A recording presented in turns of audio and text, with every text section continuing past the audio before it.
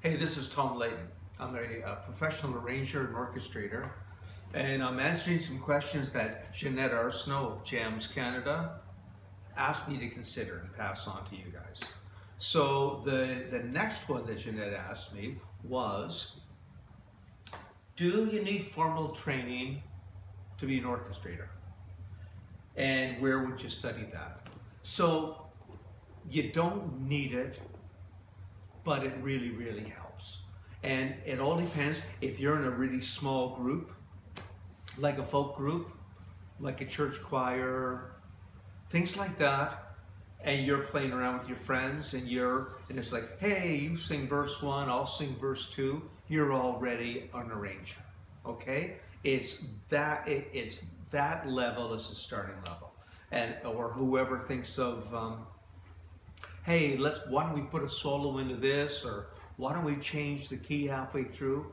Things like that are just basic ideas. You're already an arranger, and you don't need training for that. You just need to really have fun with the music and be willing to try stuff out. Some stuff sounds great when you do it. Some stuff doesn't really add to the piece. But you find that out when you're doing it, and that's the fun.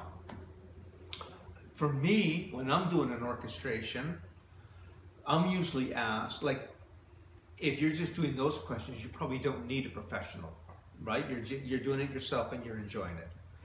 I get hired when people have something they want to bring in other instruments, things that they wouldn't normally have, like for recording studios, things like that. And so they bring in somebody like me, because I know I have studied, and here's where the study part comes in, I have studied a lot of these instruments. I know the range of the trumpet. I know what it sounds like. I know what it sounds like really high. I know I know where the saxophones, where you write them, and what good combinations and stuff like that, right? I know where an oboe line, a single oboe line can cut through a whole bunch of other instruments, even though it's only one. These are things you learn, and I've learned them at university. Not essential, but it really helped, because like a lot of things, orchestrating is a lot of rules. You know, you learn them. It's not painful rules, but you have to know what the register, what the range of a violin is, for example, if you're writing for that, or what the range of the trombone is. Those are rules. And you have to learn how to blend different instruments. And these are things, and at university for me, and I've also studied arranging privately as well after that,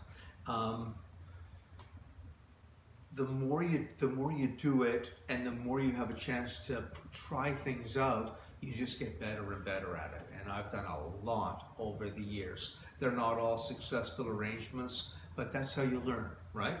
So it does help to study. The best thing, in addition to studying, is listening. And the more you listen to different styles of music, and then as you train your ear, right? You're listening along, and it's like, hey, I like what's going on behind the singer here. What's he? Oh, hey, that's a guitar with a certain pedal going on, or a certain chorus effect. Or you're listening, and it's like, whoa, hey, that flute solo sounded I'm going to remember that, you know. So listening is every bit as important as studying the other way, because a lot of it's natural instincts. But like everything else, right? The more you study, the more you listen, the more you get to trust your natural instincts. So there you go. I hope that helped you. Thanks.